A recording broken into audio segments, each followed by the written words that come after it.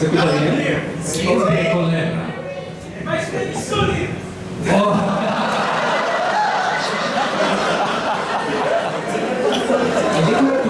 Gracias.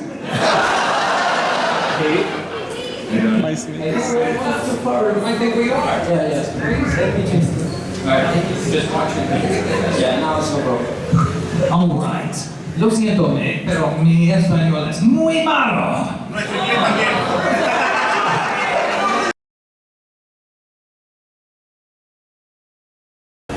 To play the character, to act the character, you just, you get handed a script and you have to figure out who the person is, what the emotion is behind the character.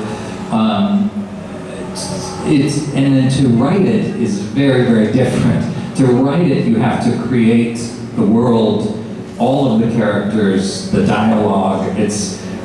So I would say that to write it is more work. It just feels like work, and to act it is more fun. It's more just you're living it, and it's still work, but it's a lot more fun. Well, you read the script and you find out all the details of their life.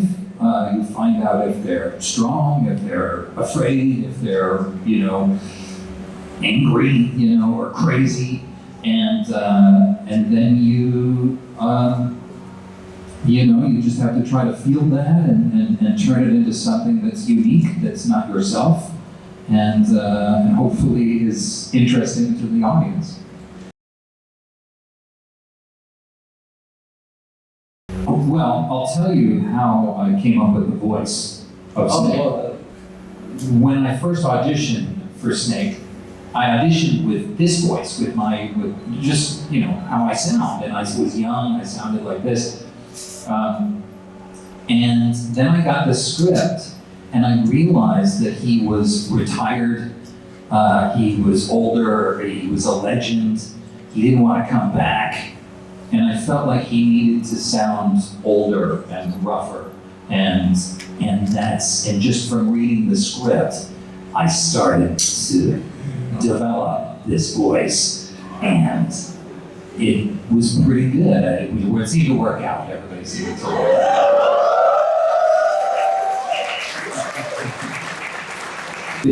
I think that people want to hear you a little more. A little more, Snake.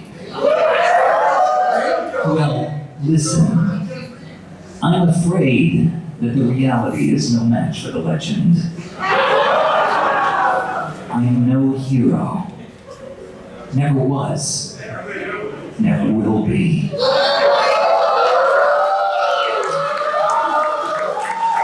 I'm just an old killer hired to do some wet work.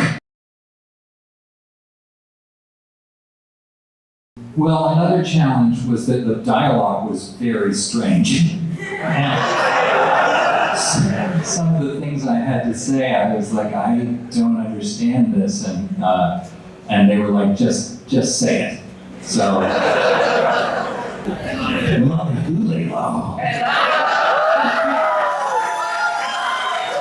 I know. I think it's the nano machines.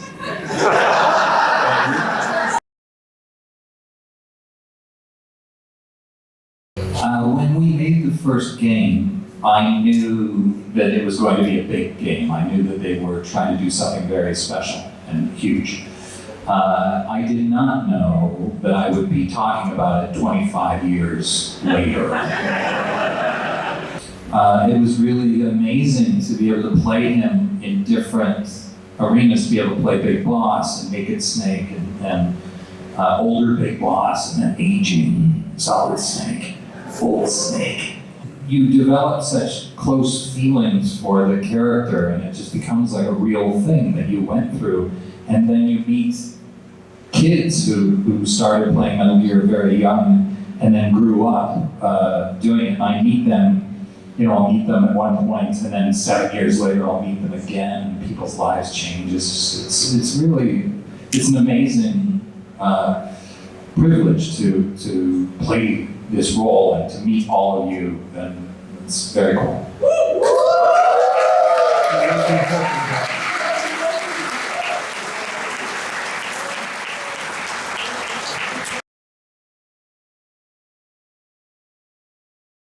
To play Solid Snake, like, I said, he's been down a long road, he's already a legend, but he's a genuinely good man. Like, he really cares about people, he cares about saving people, and so on and so forth. But he's kind of beat up. So that's Solid Snake. But then in Snake Eater, that's Big Boss. Yeah, Snake Eater's pretty good. So in Snake Eater, he's Big Boss, but he's not Big Boss yet. He's young, he's not beaten up like Solid Snake, he's fresh, And so if Solid Snake was here, then Big Boss was here, or Naked Snake was here, younger and fired up and ready to fight and ready to go out and take out the world. He hadn't lost his eye yet. He hadn't been betrayed by the boss. So then in Peace Walker, that's older Big Boss. And by then, he's kind of a bad guy. He's done some bad things. And he's older, and he's bitterer, and he's sort of harder than any of them, So if this is Solid Snake, and he's sort of here, and this is Naked Snake. He's excited, he's fired up, and then this is Big Boss. Cass, we can't do this, it's that. We are defined by the era we live in. We fight because we are needed.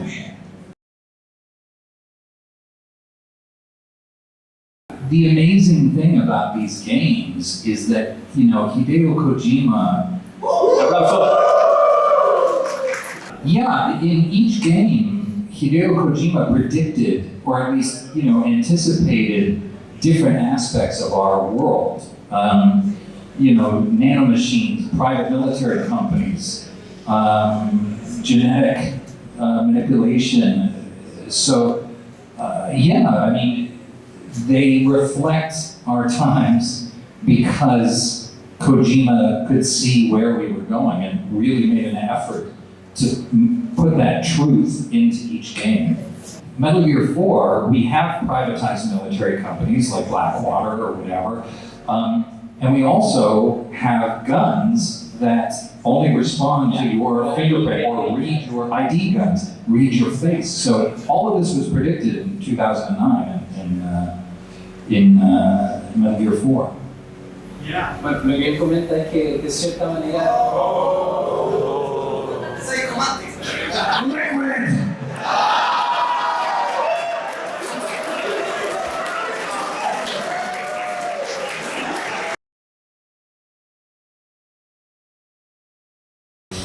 Well, yeah, I'm sad for the world. It's a hard time and things have gotten difficult. I don't think it's any harder for me because I was in the video games, but it's hard because I pay attention and I want the world to have peace and I want people to all get along.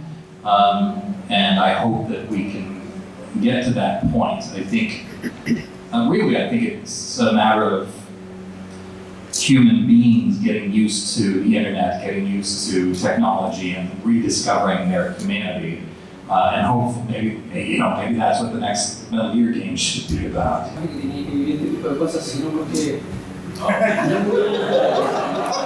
Colonel.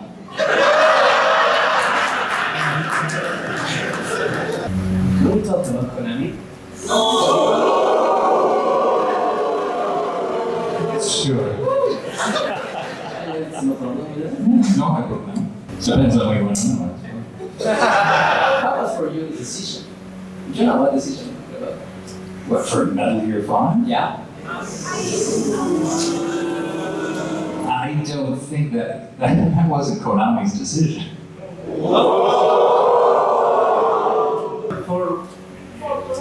For this.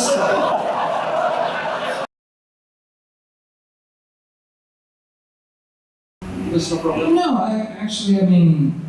well, I didn't like getting replaced, but you know, I would play Snake forever if I could. Yeah, well, sure. But to play those games, to play those parts in those games was the most amazing. I mean, it's the signature character of my life, and I loved it. I loved every minute of it. I love doing it now in front of everybody, and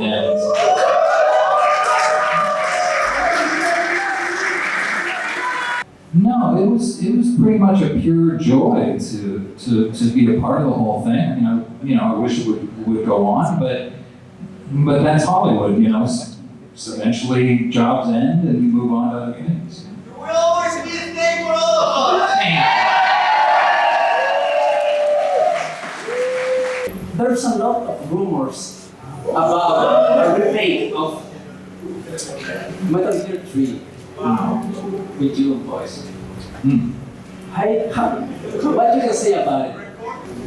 So, Well, lo siento, pero no habla inglés.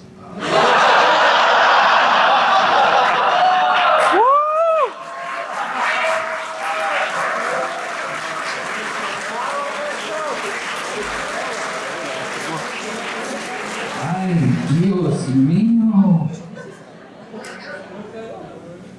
so yes. No, es todo, yo no sé quién sabe.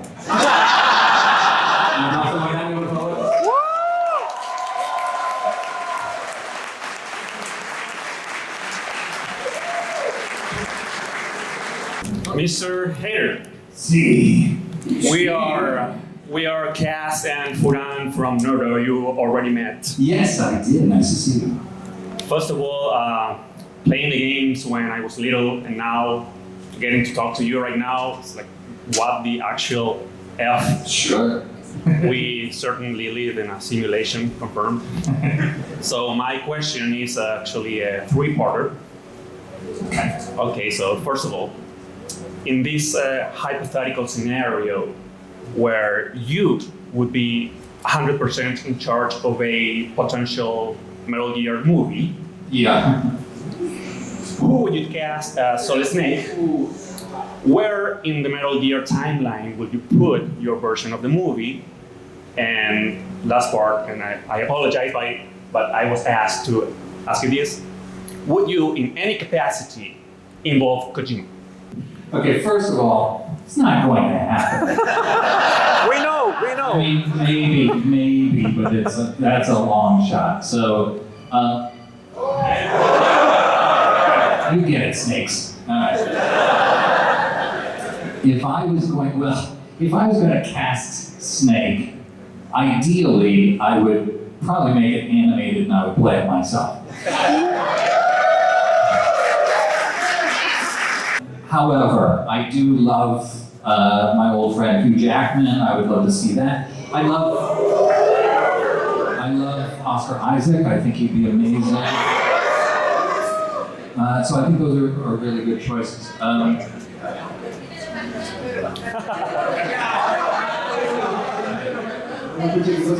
Yeah, what about Pedro Pascal? Well, Pedro Pascal. Yo amo Pedro Pascal. He's pretty damn good. What time period? I can't say because it might happen.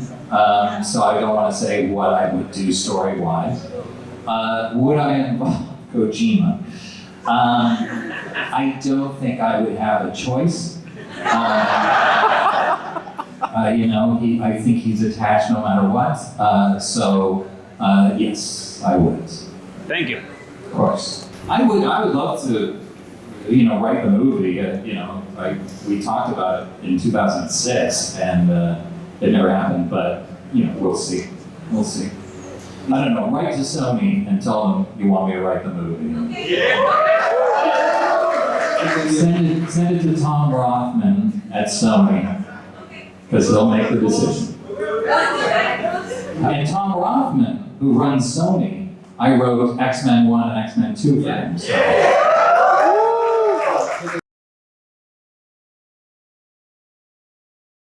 Well, okay, so people ask me, what was it like to work with Kojima?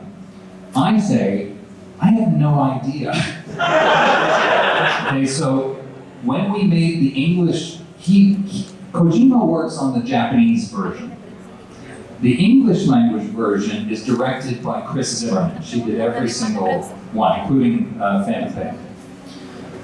So I barely know Kojima. I've met him like 3 times. We've barely spoken. So I don't know him at all. I don't think it was well handled the way that I was replaced. Nobody called me, nobody explained it to me. I think that's not right. But at the same time, like I say, it's a Hollywood job. It comes to an end, and that happens. So I don't sit around being mad about it. I don't, sit around thinking about Kojima. But again, I barely know the man. So that's what I got.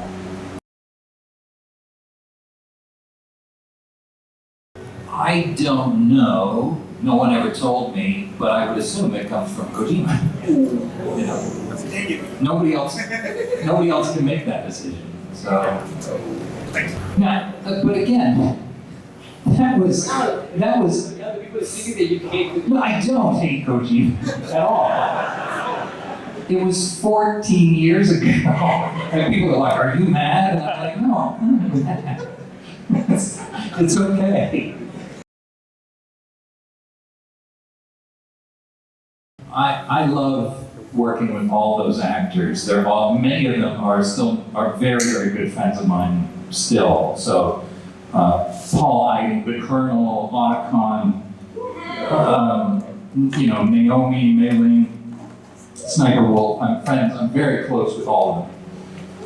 And they're some of the best voice actors in the world.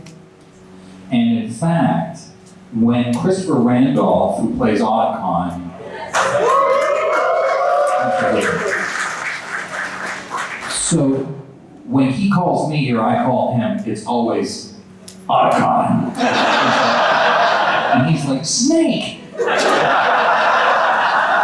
And that's every single time we do that. Same with Sniper Wolf, same with the Colonel. Like, Colonel, how are you? And so yeah, I love them all very, very much. And it's very nice to, when I get to do these shows with them, it's really great. So I would love to come back and bring the whole crew. So maybe someday. It's a very good question. So I tried the Chat GPT as a writer.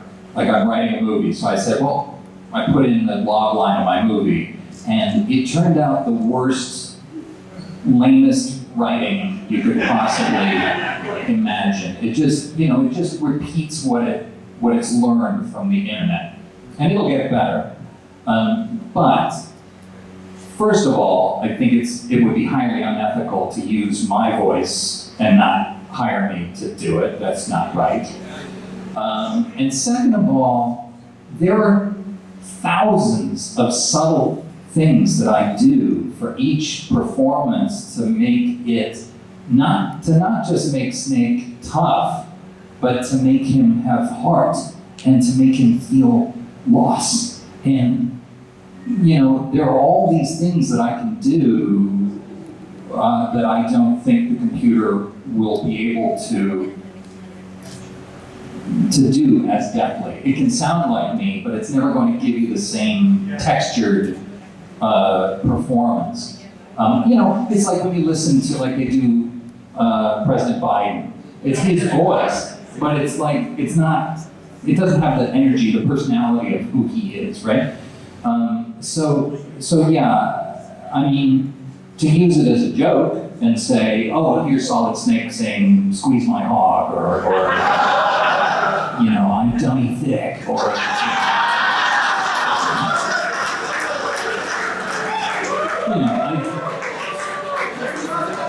I think think that's really fun, but to replace voice actors, I think it's unethical, and I think it won't be as good. You know.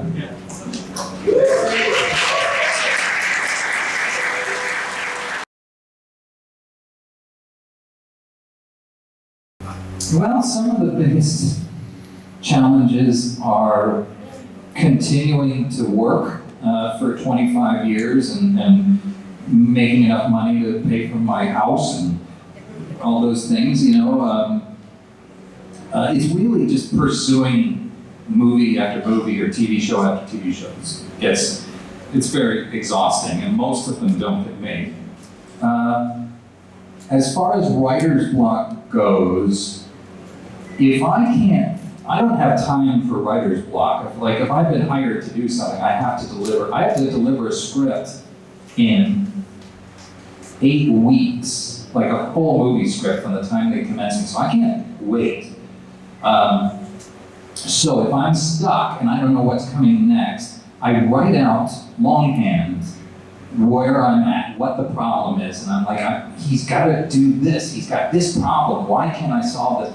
And then I just write, and eventually your brain just says, it's this, dummy. You know, it's like, the answers will come to you.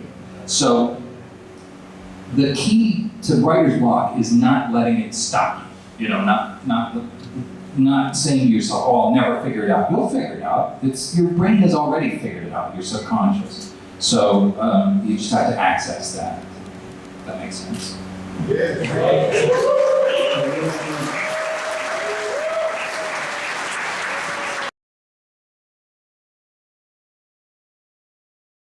First of all, I don't know if I'm saying this correctly. Io amo Chile.